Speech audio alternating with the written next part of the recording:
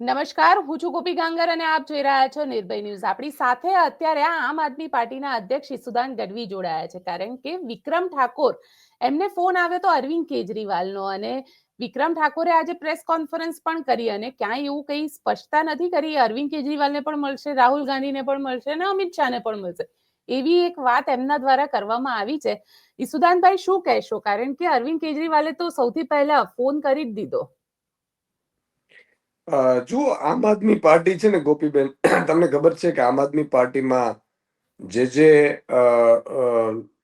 સમાજ સેવકો હોય, પત્રકારો હોય, જે વ્યક્તિઓને કંઈક સારું કરવું છે, એ લોકો જે જોઈન્ટ જે થયા છે, એ તમે જુઓ કે ગુજરાતની જનતાએ એમને ખૂબ માન પાણી આપ્યા છે, પ્રેમ આપ્યા છે. હું પણ એમાંનો એક છું, બરોબર છે. જે પત્રકાર તરીકે વર્ષોથી આપણી સાથે આપણે સહયોગી હતા, અને પછી જયારે પોલિટિક્સમાં એન્ટ્રી કરી આમ આદમી તરીકે, તો લોકોએ ખૂબ પ્રેમ આપ્યો છે આજે. અને એક જ ઝાટકે 41 લાખ મત પણ આપ્યા. બધા એવું કહેતા ત્રીજી પાર્ટી નથી ચાલતી, બબે મુખ્યમંત્રીઓ આવ્યા તો આટલો પ્રેમ ગુજરાતની જનતાએ નહોતો કર્યો એટલે આમ આદમી પાર્ટીને કર્યો છે, કારણ કે એની વિઝન ગરીબો, વંચિતો, શોષિતો માટેનું છે. જ્યારે આમ આદમી પાર્ટી વિક્રમભાઈ, જ્યારે તમને ખબર છે કે વિક્રમભાઈ થોડા ઘણા નારાજ હતા, અને એને પગલે જ્યારે મારે મળવાનું એમને થયું, ત્યારે આપ પણ ત્યાં ઉપસ્થિત હતા. હું તો બસ એમ જ મુલાકાત કરવા, કારણ કે મિત્રો કયા મુદ્દાઓને લઈને, કારણ કે મને પણ ગુજરાતમાં કોઈક સારા લોકો છે એને મળવાની ઈચ્છા છે, સારા લોકો છે એની સાથે સાથ મળે તો એની ઈચ્છા હોય છે આપણે, કારણ કે ગુજરાતમાં ખૂબ બધું વિઝન સાથે ચાલીએ છીએ. ગુજરાતમાં તમે જુઓ કેટલોક વર્ગ અને કેટલાક લોકોનો જ વિકાસ થયો છે, અને કેટલાક ઉદ્યોગપતિઓનો, બાકી બધા બિચારા મોંઘવારીથી પીડાઈ રહ્યા છે. તો વિક્રમભાઈનો જયારે આવી વાત આવી કે ભાઈ વાલા દવાલાની નીતિ છે, ત્યારે હું મળવા ગયો, સમજવાની કોશિશ કરી કે વિક્રમભાઈ, તો એમણે પ્રત્યે મેં ઠાકોર સમાજ અને ઠાકોર કોળી સમાજ કેટલા સમયથી પછાત છે, બરોબર છે. એમના સમાજનું ઉત્થાન નથી થતું. કલાકારોની વાત થઈ, ફિલ્મ ઇન્ડસ્ટ્રીઝની વાત થઈ, અને મને બહુ જ અચરજ લાગ્યું હતું કે વાત સાચી છે. ગોપીબેન, તમે વિચાર કરો, સાઉથની ઇન્ડસ્ટ્રીઝ અત્યારે ટોપ ઉપર છે, ગુજરાતી ફિલ્મ ઇન્ડસ્ટ્રીઝ ક્યાં ધૂળ ખાય છે બિચારી? શું કામ? કે ભાજપમાં વિઝન નથી. ભાજપના લોકો ગોઠવાઈ ગયા છે, 2-5 લોકો, એના સિવાય ફિલ્મ ઇન્ડસ્ટ્રીઝમાં સબસિડી મળતી નથી, કલાકારોનો પણ નથી. એ તો ખરેખર કલાકારો તો ગુજરાતમાં પેદા થાય છે. તમે કોઈ ગુજરાતી કલાકારો એને હિન્દીમાં ટ્રેન કરો, હિન્દી છે, બીજી ભાષાઓ છે, એમાં પણ આપણા કલાકારો જોરદાર ચાલે એમ છે. આજે હું તો એ ગઢવી સમાજમાં રહું છું, મને ખબર છે કલા અને સંસ્કૃતિ શું વસ્તુ છે. તો ગુજરાતી ફિલ્મ ઇન્ડસ્ટ્રીઝ અને કલા ક્ષેત્ર આખા ભારત અને દુનિયામાં નામ કાઢે એવું, રોશન કરે એવું સ્થિતિ છે, પણ ગુજરાત સરકાર એનો કોઈ પ્લેટફોર્મ નથી આપી શકતી. આ બધી ચર્ચાઓ હતી. પછી જયારે મારે અરવિંદજીને મળવાનું થયું, અરવિંદ કેજરીવાલજીને, ત્યારે પણ એક વાત નીકળી. અરવિંદજીને મેં કીધું કે ભાઈ, ગુજરાતના એક અમિતાભ બચ્ચન છે ગુજરાતના, અને ઠાકોર સમાજના બહુ મોટા સમાજ સેવક છે વિક્રમ ઠાકોર, અને એમણે આજે કેટલીક બાબતોને લઈને નારાજગી વ્યક્ત કરી હતી, અને વાત એમની બહુ મુદ્દાની નીકળી. એટલે અરવિંદજીને મેં કહ્યું કે આપ વાત કરો એમની સાથે. એટલે હું જ ત્યારે હતો, અને મેં વિક્રમભાઈને ફોન લગાડી અને ફોન જોડાઈ અને મેં વાત કરાવી. તો એ બાબતમાં જ્યારે આ બધી વસ્તુઓ, અરવિંદજીએ આમંત્રણ આપ્યું વિક્રમ ઠાકોરને કે ભાઈ દિલ્હી આવો ત્યારે મળી, અને આ બધી કેઝ્યુઅલી મીટિંગ છે, કોઈ રાજનીતિક નથી. કોઈ પણ સારા વ્યક્તિઓ બે મળતા જ હોય છે. માનો કે હું વિક્રમ ઠાકોરજીને મળ્યો એક સારી ભાવના સાથે. દરેક સમાજના મુદ્દા શું છે, મને તો દરેક સમાજોમાં હું જાઉં છું, કોઈ સમાજના આગેવાનો છે એને મળું છું, એને સમજું છું, એના મુદ્દાઓ શું છે, એને કઈ રીતે એ ચાલે છે.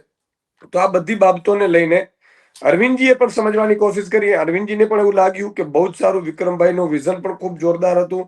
વિક્રમભાઈ એવું કહ્યું કે ભાઈ, હું વચ્ચે પણ તમને મળવા માંગતો હતો, પણ હું જયારે દિલ્હી આવ્યો ત્યારે, પણ તમે ત્યારે મુખ્યમંત્રી હતા તો સમય મળે કે ન મળે. તો અરવિંદજી એવું કીધું કે ભાઈ, હું તો આમ આદમી છું, તમે મને થોડા સમય પહેલા પણ મને કહેશો તો, ઈસુદાનભાઈને કહેશો તો પણ બહુ અરેન્જ થઈ જશે મીટિંગ.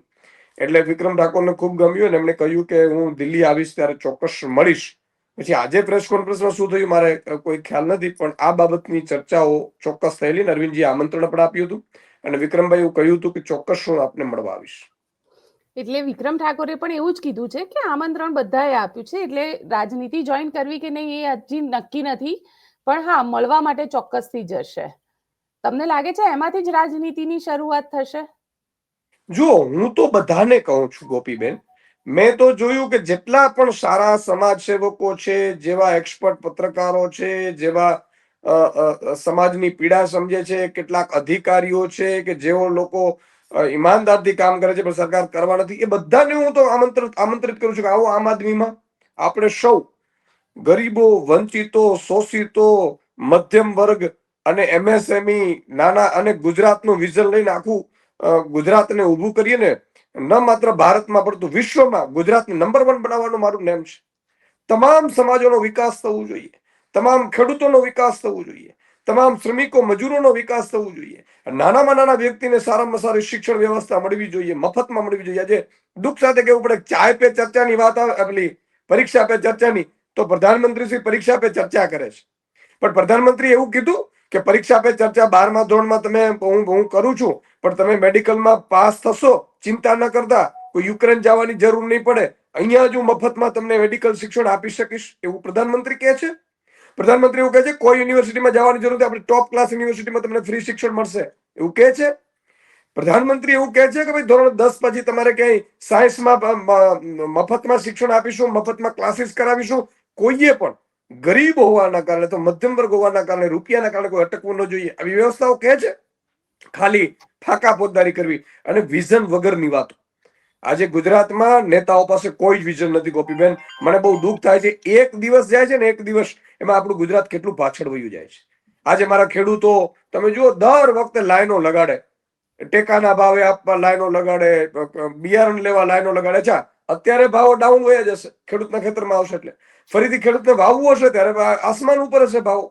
તો સરકારના મળતિયાઓ આમાં કૌભાંડ કરે છે, હજારો કરોડનું કૌભાંડ છે. હમણાં જ મારા રાજુભાઈ કરપડા અને પિયુષ પરમારે ત્યાં માળિયાટ જુનાગઢમાં કૌભાંડની કીધું કે આ જે મગફળી લાવ્યા છે એ મગફળી રાજસ્થાનથી લાવીને અહીંયા બટકાવી દીધી, બોલો. અને ગોડાઉન ખોલતા નથી. કલેક્ટરને રજૂઆત કરી, કલેક્ટર કી તો અમે નાફેડમાં આવશે, તો અમે શોધીને આપીએ છીએ તમને, ગોડાઉન ખોલતા નથી. અને હવે ગોડાઉનમાં આગ લાગશે, સળગી જશે, બધું પૂરું થઈ જશે. અને બધા ભાજપના નેતાઓ ને કેટલાક અધિકારીઓ મલાઈ ખાઈને સુઈ જશે. ખેડૂતોનું લોહી ચૂસે છે, લોહી. એટલે આ બધી વ્યવસ્થાઓ પરિવર્તન કરવું હશે તો હું એમ કહું છું તમામ લોકોએ આમ આદમીમાં આવવું પડશે. ઈશુદાનભાઈ મોસ્ટ વેલકમ કરે છે બધાને, અને ઈશુદાનભાઈ વિઝન સાથે કોઈ પણ વ્યક્તિ, માનો જે પેલા પણ મારા સાથે કેટલાક જોડાયા હતા, પણ ભાજપ છે ને ગોપીબેન, એ કોઈને આમ આદમીમાં જોડાવા નહીં દે. મને ખબર છે ભાજપથી જે નથી ડરતો ને જ આમ આદમીમાં આવી શકશે. એને ડરાવશે, ધમકાવશે, એમને હેરાન કરશે, પરેશાન કરશે, એમને ધંધા રોજગાર ઉપર તરાપ મારશે. આ ભાજપની ફિતરત છે, કારણ કે મેલી મુરાદ છે. એને ખબર છે કે બધા લોકો જો આમ આદમીમાં વયા ગયા, સારા સારા લોકો, તો આમ આદમી પાર્ટી સરકાર બનાવી લેશે અને અમારા બધા કૌભાંડો જે કરીએ છીએ એ બંધ થઈ જશે ને અમે બધા જેલમાં વયા જશું. આ બીક છે ભાજપ વાળાને. એટલે એ પેલો નથી કે ચીચોડામાં જેની આંગળી આવી હોય, આ બાજુ જાય તો તકલીફ ને આ બાજુ જાય તો તકલીફ. એટલે આમ આદમીમાં તમે ન જાઓ, બાકી બધું કરી લ્યો, એમ બાકી બધું મેનેજ થઈ જશે આપણે. એટલે આમ આદમીમાં એ જ આવી શકશે કે જેમણે મજબૂતાઈથી ભાજપની સામે લડવાની હિંમત હશે, તાકાત હશે. એટલે અને એટલા માટે જ એક વસ્તુ એ છે કે વિક્રમભાઈ પણ ઠાકોર સમાજના ખૂબ મોટા નેતા છે, ઉત્તર ગુજરાત ને મધ્ય ગુજરાતના ખૂબ મોટા આગેવાન છે, ગુજરાત આખામાં લોકપ્રિય છે. એમણે જેટલી ફિલ્મો કરી છે વિક્રમ ઠાકોરના નામે કરી છે, વિચાર કરો. અને એક પણ ફિલ્મ એવી નથી કે જે ફ્લોપ ગઈ હોય. એટલે સૌથી મોટા કલાકાર તો એ થયા છે. અને સૌથી મોટા કલાકાર બીજા કેટલાય કલાકારો વિક્રમભાઈનો આભાર માનવો જોઈએ કે એમણે એક અવાજ ઉઠાવ્યો તો બધાને બોલાવ્યા વિધાનસભામાં, બધા લોકો ત્યાં જઈ આવ્યા. મોટા મોટા કલાકારો, કેટલા ભાજપના આગેવાનો પણ હતા, મોટા કલાકારો. પોતે બી ના ગયા, પણ વિક્રમભાઈ પોતે વિક્રમભાઈ નો જ જાય ને, વિક્રમભાઈ નો જ જાય ને ગોપીબેન. એમને પોતાનું એક થોડું જ હતું, તો એને તો એવું કીધું ઠાકોર સમાજના અને બધા સમાજોના નાના નાના કલાકારોને તમે જુઓ. આજે સરકાર પાસે 400-500 કરોડનું બજેટ હોય, મને 2 વર્ષ આપે ચલો સરકાર ખાલી મેનેજમેન્ટ. હું સાઉથની ઇન્ડસ્ટ્રીઝ જેવી ફિલ્મ ઇન્ડસ્ટ્રીઝ અને સાઉથના દેશ વિદેશમાં આપણે ગુજરાતી કલાકારો અને એને હિન્દીની ટ્રેનિંગ આપીને હિન્દી અને બીજી ભાષાઓમાં હું વ્યવસ્થિત કલાકારોને વિશ્વ પ્રસિદ્ધ બનાવડાવી દઉં. ચાલો 2 વર્ષ ખાલી આપે મને. આ લોકો વિઝન વગરના છે, કૌભાંડિયાઓ છે, આને કઈ ખબર નથી પડતી. તો વિક્રમભાઈ આજે હું એમ કહું છું કે કોઈ પોતાના અપમાન માટે એકવાર અપમાન તો કરી જ લીધું છે, પછી આમંત્રણ આપો તો શું, ન આપો તો થૂક ચાટવા જેવું થાય. એટલે વિક્રમભાઈ ન ગયા, એટલા માટે ન ગયા. અને વિક્રમભાઈ કોઈ નાના છો, અને વિધાનસભાની વિક્રમભાઈ શું જરૂર છે? વિધાનસભામાં જોવાનું શું? પણ સરકાર જે વાલા દવાલાની નીતિ કરે છે, સરકાર જે કેટલાક માનીતાઓ એના વખાણ કરે સ્ટેજ ઉપરથી, અથવા તો એના સરકારી કાર્યક્રમો માત્ર કેટલાકને જ આપી અને કરોડપતિ બનાવવાનો જે ખેલ ચાલે છે, અને એ લોકો પાછા એના પ્રચાર કરે, એનેથી વિક્રમ ઠાકોરને વાંધો હતો કે નાના કલાકારો કેટલા સારા છે. તમે જો ઉત્તર ગુજરાતમાં કેટલા સારા કલાકારો છે, કોઈને તમે જુઓ સરકારી કાર્યક્રમ ક્યારેય મળશે નહીં, અને સરકારમાં હજારો સેંકડો કરોડનું બજેટ છે, ક્યાં જાય છે? કેટલાક કલાકારો છે એ આખા 33 જિલ્લામાં કાર્યક્રમો કરે, પણ બીજા બધા કલાકારો હોવા જોઈએ. કોઈ કલાકાર એકનો વિરોધ નથી, પણ એની સાથે સાથે બધાનું હોવું જોઈએ. એમણે એ મુદ્દો ઉઠાવ્યો, છતાંય બધા કલાકારો ગુજરાતીઓને પછી આમંત્રણ આપ્યા 300 લોકોને. ઘણા લોકો મોટા મોટા કલાકારો ગયા, અને કલાકારો ગયા, વિધાનસભામાં બોલાવવું, આ માત્ર એટલો મુદ્દો નથી વિક્રમભાઈનો. એ સમાજનો વિકાસ શું થયું? બીજું કે જેટલા ઠાકોર સમાજ ને કોળી સમાજ છે, અત્યારે લીડર શોધી રહ્યું છે. બહુ સમજો ગોપીભાઈ, તમે વિચાર કરો, એમણે અલ્પેશ ઠાકોરમાં એમણે એક ઠાકોર સમાજના લીડર જોયા. અલ્પેશ ઠાકોરે ભાજપમાં જઈ અને ભાજપનો ખેસ પહેર્યો, અને ઠાકોર સમાજની ઠાકોર સેનાનું કે કઈ એનું ઉપજતું બંધ થઈ ગયું, તો ઠાકોર સમાજ નિરાશ થયો. એની પહેલા પણ કેટલાક ઠાકોર ને કોળી સમાજના આગેવાનોને સમાજે મોટા કર્યા, એ લોકો પણ કાંઈ ન કર્યું. બીજી પાર્ટીઓમાં લીડર ખાનારી પાર્ટીઓ છે. તમે જુઓ કે હાર્દિક પટેલ સમાજનો બહુ મોટો લીડર હતો. એ એક પાર્ટીમાં તો કોંગ્રેસમાં ત્યારે એનો વજૂદ નહોતું બિચારાનો, ભાજપમાં ગયો તો ઓર પોતી ગયું. એટલે દરેક લોકો જે સારું ઈચ્છે છે, મજબૂત થવા માંગે છે, ફ્રીડમથી કામ કરવા માંગે છે, એ આમ આદમી એના માટે બહુ મહત્વની છે. અને આમ આદમી એટલા માટે મહત્વની છે કે અમે બધા લોકો આવ્યા છે ને, એ કઈ મેળવવા માટે નથી આવ્યા. અમે અમારું બધું છોડી અને પ્રજાના હિત માટે. આજે પ્રજાને નહીં સમજાય તો કાલે સમજાશે. એટલે તમે જો ચેતર વસાવા આદિવાસીમાંથી અત્યારે મોટો લીડર બની ગયો ને, કેમ? ભાજપ પાસે નેતા તો છે જ, બીજી પાર્ટીઓ પાસે નેતા તો છે જ, કેમ ન બન્યા? કારણ કે અમે એને પ્લેટફોર્મ વ્યવસ્થિત આપીએ છીએ. પૂરી પાર્ટી એની સાથે જોઈન્ટ થાય છે. આજે હું લીડર છું, ગોપાલભાઈ છે, ચેતરભાઈ છે, બીજા કેટલા લીડરો ધીરે ધીરે ડેવલપ થઈ ગયા, બીજા ધારાસભ્યો અમારા કેટલા કામ કરે છે. તમે જુઓ અમારા ધારાસભ્યોના પ્રશ્નો જુઓ તમે, વિધાનસભા હલબલાવી નાખે એવા પ્રશ્નો ધારાસભ્યોએ પૂછ્યા છે. ડ્રગ્સને લઈને પૂછ્યા છે, અદાણીને લઈને પૂછ્યા છે. તો આ પાર્ટી છે ને, અને હું પ્રદેશ અધ્યક્ષ હોવા છતાંય ધારાસભ્યો ફ્રીડમથી કામ કરે, ફૂલ ફ્લેજથી કામ કરે. અને ક્યાંય અડચણ આવે તો મને કહો, બાકી તમે તમારી રીતે લડી લો. ક્યારે એવો ફોન નથી જતો કે આમાં આપણે પ્રશ્નો નથી પૂછવાના, આપણે આમ નથી કરવાનું, આમ. અરે કોઈ સેટિંગ અહીંયા આવે જ નહીં છે. એટલા માટે હું કહું છું કે કોઈ પણ ઉભરતો વ્યક્તિ હોય, કોઈ પણ જે લોકો, તમે જુઓ વિજય સુવાડા અહીંયા આવ્યા હતા તો મોટા લીડર બની ગયા હતા આમ આદમીમાં. ભલે પછી ભાજપમાં ગયા બિચારાનો, એ તો મારા મિત્ર છે, એમાં કોઈ મારે પેલું કહેવું નથી. તમે મહેશ સવાણીને જુઓ, મહેશ સવાણી આવ્યા તો કેટલું આગળ ગુજરાતમાં એનો ડંકો વાગવા માંડ્યો હતો. બરાબર છે? તો આમ આદમીમાં આવશે, એને પ્લેટફોર્મે મળી જશે, પછી ટકી રહેશે તો બહુ મળશે, ન ટકી શકે એવું પણ બની શકે. તો પણ એ લોકો ટક્યા નહીં ને, વિજય સુવાળા પણ ટક્યા નહીં, મહેશ સવાણી પણ ટક્યા નહીં, ઘણા બધા લોકો આમ આદમી પાર્ટી છોડીને જતા રહ્યા. મેં એ જ કહું છું ને કે અહીંયા આમ આદમીમાં આવશો ત્યારે તકલીફ પડશે, અને આમ આદમીમાં ટકી રહેવું ને એના માટે ખૂબ મોટી તકલીફો છે. હજી સુદાન ગઢવી સામી સાથીએ લડી શકે છે.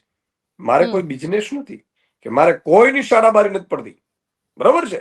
એ સુદાન ગઢવીને પકડી જાઓ જેલમાં, શું કરશો? વધારે જે મારી નાખશે ને એનાથી બધું શું થશે ભાઈ?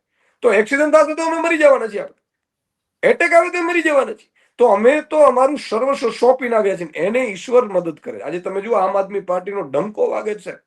આજે અરવિંદ કેજરીવાલજી, આ વિક્રમ ઠાકોરજી, ભલે કોઈ કહેતા હતા, પણ અત્યારે એ પસંદગી માટે આમ આદમીની વિચાર તો કરે જ છે. આજે ઈશુદાન ગઢવી આમ આદમીનો જ વિચાર કરે. આજે બીજી પાર્ટીમાં જેટલા હતા ગયા, મને સમજાવો, જેટલા લીડરો હતા એ બધા ખતમ થઈ ગયા. કોંગ્રેસ અને ભાજપમાં બને તો પાર્ટીમાં કોણ છે? કઈ પાર્ટીમાં ક્યાં તમને વજૂદ મળે છે? આપણે, અને અમારું તો બહુ ક્લિયર છે, અમે અમારા માટે નથી આવ્યા. પ્રજાનું જે પણ હિત કરી શકે એ બધા લોકો જોડાઓ. પણ અહીંયા ટકવું પણ સામી છાતી. એકવાર ટકી ગયા તો આજે તમે જુઓ, હું આજે હું છું એટલે અભિમાન નથી કરતો હું કે પેલું બધું, બરોબર છે? આજે તમે વિચાર કરો કે ગોપાલ ઇટાલિયાને અમે પહેલા ડિક્લેર કરી દીધા, બરોબર છે? હું તમને એ પણ પૂછવાની છું, પણ મને એક સવાલ એ કહો કે તમે વિક્રમ ઠાકોરને અરવિંદ કેજરીવાલને મળવા લઈ જશો? ગોપીબેન, અરવિંદજીએ આમંત્રણ આપ્યું છે. હા, એટલે વિક્રમભાઈ તમે દિલ્હી, તમે જો વિક્રમભાઈ દિલ્હી જશે ત્યારે મારી પણ અનુકૂળતા હશે તો હું પણ હોઈશ. વિક્રમભાઈની પણ હમ વ્યવસ્થા મળવાની થશે. મને પૂરો વિશ્વાસ છે કે આગામી સમયમાં વિક્રમ ઠાકોર અરવિંદજીને મળશે અને હમ સમાજના મુદ્દાઓના એ બધી ચર્ચાઓ સામાજિક મુલાકાત હશે અને સામાજિક મુદ્દાઓ પર ચર્ચા કરીશું. બિલકુલ કરીશું. સામાજિક મુદ્દા અને સામાજિકતાની વાત તમે કરી રહ્યા છો, પણ વિજય સુવાળા કેમ ભારતીય જનતા પાર્ટીમાં જોઈન થઈ ગયા એની પાછળનું કારણ પણ તમને ખબર છે, કારણ કે તમે એમના મિત્ર છો. તમને લાગે છે વિક્રમ ઠાકોર આવશે? નહીં, હું શું કહું છું, જો વિજયભાઈ, મેં કહ્યું ને કે આમ આદમીના કારણે એક પ્લેટફોર્મ ખૂબ મળે છે, સારું છે, બરોબર છે. હમ એક વસ્તુ તો એ છે, આમ આદમીમાં બધા કહેતા હતા કે ભાઈ પાર્ટી પેલા ડેડકા, શું કહેવાય, વરસાદી ડેડકાની જેમ છે, આવે છે ચૂંટણી સમય. એ આમ આદમી નથી યાર. પડે છે ને તો ભૂકા કાઢી નાખે. આજે તમે એનો રેકોર્ડ કાઢો, તમારી પાસે તમારા બધા કાર્યક્રમો તમે બધા લો છો. મેઇન સ્ટ્રીમ હમ મીડિયા તો ઓછું લે છે, બિચારાને કઈ કદાચ ઓછું દેખાતું હશે તો જે પણ કારણ હશે, અને લે છે એના માટે અભિનંદન, એમાં મારે કઈ કોમેન્ટ નથી કરવી. પણ આજે 26 મહિના થયા ચૂંટણી પૂરી થઈ અને 30 થી વધુ મોટા કાર્યક્રમો, એમાં રેલીથી માંડીને મોટા કાર્યક્રમો, એટલે મહિને ઓલમોસ્ટ એક કાર્યક્રમ. હમ અને એક એવો દિવસ નહીં હોય કે ક્યાંક ને ક્યાંક અમારી ટીમ કઈ આવેદનો ન આપ્યું હોય, ન વિરોધ ન કર્યો હોય, કે મુદ્દા ન ઉઠાવ્યા હોય, કે વિધાનસભા હોય, કે સડક હોય, કે કોઈ પણ એવી હમ જગ્યા નથી. તો તમે વિચાર કરો કે આમ આદમી પાર્ટી આજે ગુજરાતમાં પોતાનું વજૂદ બનાવીને બેઠી છે. એટલે આમાં જે પણ વ્યક્તિઓ આવશે હીરો બનશે, હશે હમ એનાથી ઉપર જશે, નીચે નહીં જાય. એક વસ્તુ તો એ છે.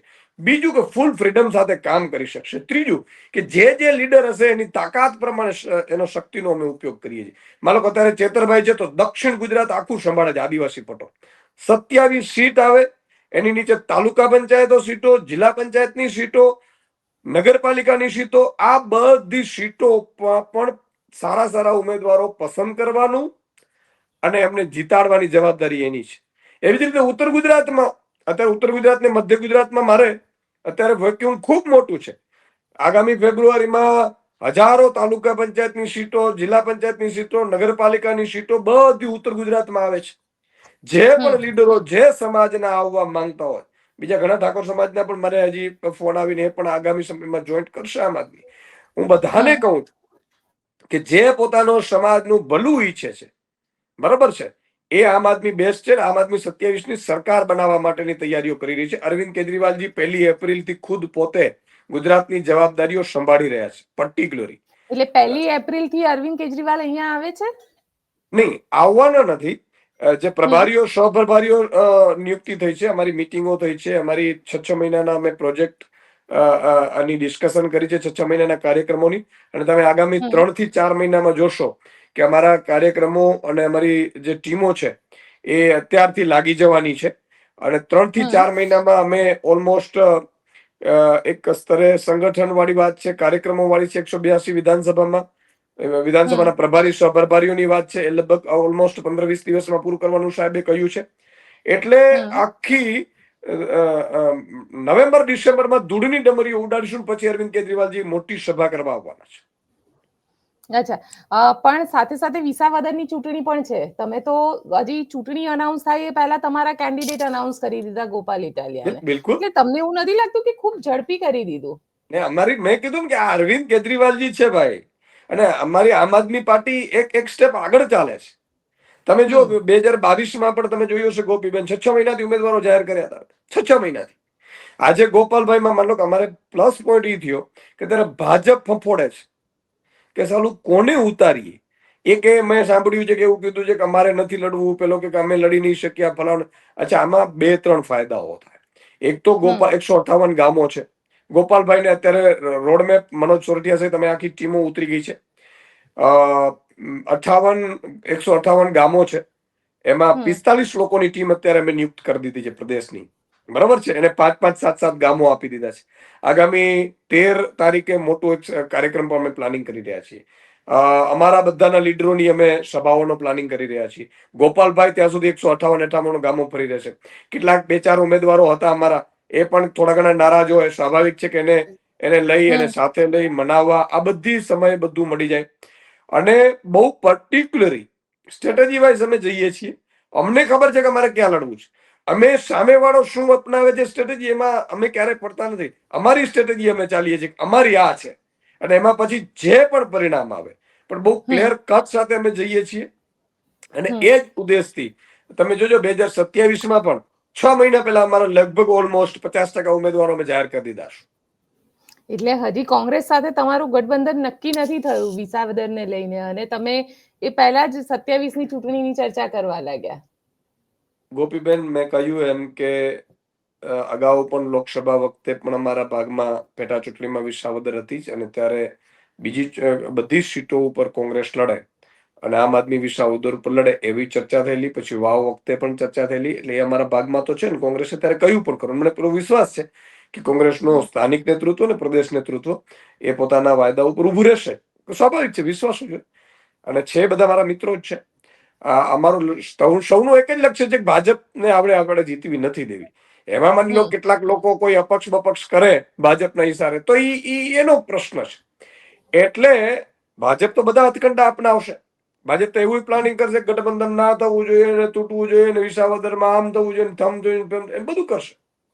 પણ અમારું જે છે, અમારું અને જે કોંગ્રેસના નાના નાના કાર્યકર્તાઓ છે, જે લીડરો છે, જે ખરેખર ભાજપથી વિરોધની માનસિકતા ધરાવે છે, એ લોકો બધા એગ્રી છે. વાત સાચી છે, આપણે આ જ રીતે કરવું પડે ને. ગોપાલભાઈ મજબૂતાઈથી લડશે. હા, કેટલાક જે રાહુલ ગાંધીએ કીધા કે કેટલાક ભાજપ સાથે મિલીભગત વાળા હોય, એ રાહુલ ગાંધી કીધું, મને ખબર નથી, મારે કોમેન્ટ પણ એમાં કરવી નથી. પણ રાહુલ ગાંધીનું મેં ભાષણ સાંભળ્યું કે કેટલાક હજી ભાજપ સાથે મિલીભગતમાં ચાલે છે. એવા લોકોને ભાજપ કહેતું હોય કે જોજો આપણો ઉમેદવાર રહ્યો એટલે જેથી કરીને આપણે આમ થઈ જાય, મળેલા હોય ફળેલા હોય, એવા લોકો હજી કઈ ખેલ કરે, ખેલ બગાડવાની કોશિશ કરે. હું રાહુલ ગાંધીની વાત સાથે, રાહુલજીનું હું સન્માનીય માનું છું, અને એમણે જે વાત કરી એની હું વાત કરું છું. મને તો બહુ ડીપલી એની કઈ ખબર નથી. અચ્છા ઈસુદાનભાઈ, તમે પોતે પત્રકાર હતા, અને જે રીતે આખી અત્યારે પરિસ્થિતિ ઉદ્ભવી છે, પ્રશાંત દયાલ સાથે પૂછપરછ કરવામાં આવી, એમને સ્ટોરી કરી, અને એને લઈને ખુદ સીપીએ એક કમિટી બનાવીને કમિટીએ લગભગ 5 થી 6 કલાકની પૂછપરછ કરી છે. એટલે જ્યારે પત્રકાર સવાલ ઉભો કરે છે ત્યારે પત્રકારને જ પૂછવામાં આવે છે. મને મારા ધ્યાનમાં નથી આવ્યું, કદાચ શિડ્યુલ બિઝીના કારણે. તો એટલે સ્ટોરીમાં અમને પ્રશાંતભાઈની પૂછપરછ કરી છે. બિલકુલ 5 થી 6 કલાકની પૂછપરછ કરવામાં આવી હતી. એક સ્ટોરી કરવામાં આવી તેમના દ્વારા કે ગોમતીપુરની અંદર ત્યાં દારૂના અને જુગારના લગભગ 60 થી વધારે અડ્ડાઓ ચાલે છે, અને જેમાં એક નનામી પત્ર આવ્યો હતો. જનરલી તમે પણ પત્રકાર રહ્યા છો, તમને ખ્યાલ હશે કે ક્યારે કોઈ બાતમી આપનાર વ્યક્તિ પોતાનું નામ જાહેર નથી કરતો. અને લઈને ક્રાઇમ બ્રાન્ચે પ્રશાંત દયાલ સાથે લગભગ 5 થી 6 કલાકની પૂછપરછ કરી. આ અઘોષિત એમરજન્સી કહેવાય ગોપીબેન. અને પ્રશાંતભાઈ જેવા સિનિયર પત્રકાર કે જેનો પોતાનો પણ ફેન ફોલોઈંગ છે, જેમણે અત્યાર સુધી સરકારની જે પણ ઉણપ હોય તો ઉણપ, અને સારી વસ્તુ હોય તો સારી વસ્તુ એમણે કીધી છે. પ્રશાંત દયાળ એવા પત્રકાર તો છે. એટલે આ ભૂપેન્દ્ર પટેલ, હર્ષ સંઘવી અને એની પોલીસ એ ડરાવવા ધમકાવવા એવી કોશિશ થાય. તમે વિચાર કરો, એમણે કીધું 100 કલાકમાં લિસ્ટ બનશે. તમે ચેક કરજો, લિસ્ટ કોનું બનાવ્યું છે ખબર છે? વિપક્ષના કેટલાક નેતાઓ કે જે ખરેખર ક્યાંક કોઈ ભવિષ્યમાં પેલી રીતે ગુનો થયો હોય એમનું લિસ્ટ બનાવ્યું છે. ભાજપના મોટા નેતાઓ છે, તમે વિચાર કરો, એ નેતાનું કોઈનું લિસ્ટ નથી બન્યું. તમે ભૂપેન્દ્ર ઝાલા આટલા 1000 કરોડનું કહે છે, એને બંગલા ઉપર ક્યાં ચાલ્યું બુડલો છે? તમે ગજેન્દ્રસિંહ પરમાર જે ધારાસભ્ય છે, બરોબર છે, એ ફરાર છે, તો એને ઉપર એનું સંશોધન નથી થતું, એની ફેમિલી ત્યાં જતા નથી. અચ્છા, હમણાં જ દહેગામમાં એક ભાઈ સોની છે, ગિરીશભાઈ કે સમથિંગ નામ છે, મારી પાસે એનો પુત્ર આવ્યા હતા. એને સુસાઇડ નોટમાં લખ્યું છે, અને વિડીયો બનાવીને પેલા ભાઈનો ભાજપના નેતાનું નામ આપે છે. એનો ધરપકડ નથી 1.5 મહિનો થયો. તો આ લોકો એવું જ ખેલ કરે છે કે કોઈ અમારી કોઈ વાત બહાર ન આવે, અને કોઈ પ્રશાંતભાઈ જેવા વ્યક્તિઓ કદાચ બહાર ભાંડો ફોડે તો એમને જ ધમકાવી ડરાવીને જેલમાં નાખી દેવા, એવું આ ષડયંત્ર છે. પ્રશાંતભાઈએ ડરવાની જરૂર નથી. ગુજરાતની જનતાએ સમજવાની જરૂર છે ભાજપની માનસિકતા આ અઘોષિત ઇમરજન્સી છે. અને ભૂપેન્દ્ર પટેલને હું કહું છું કે તમે પ્રશાંતભાઈને મળો, પોલીસને ખરેખર કામગીરી છે પ્રશાંતભાઈએ સામેથી કરીને આપી છે. જો આવું હોય તો બરોબર છે, એને પ્રશાંતભાઈ ઉપર લોકોને વિશ્વાસ છે, પોલીસ કમિશનર ઉપર નથી. તો પોલીસ કમિશનરને સામે એક્શન લેવામાં આવે. હર્ષ સંઘવીએ આદેશ આપ્યા તો એમની સામે એક્શન લેવામાં આવે અને ભૂપેન્દ્ર પટેલે માફી માંગવી જોઈએ કે આ પત્રકારને અમે ખોટો રીતે હેરાન કર્યો છે. બિલકુલ ઈસુદાનભાઈ, તમે અમારી સાથે જોડાયા તેના માટે આપનો ખૂબ ખૂબ આભાર. Thank you Gopiben.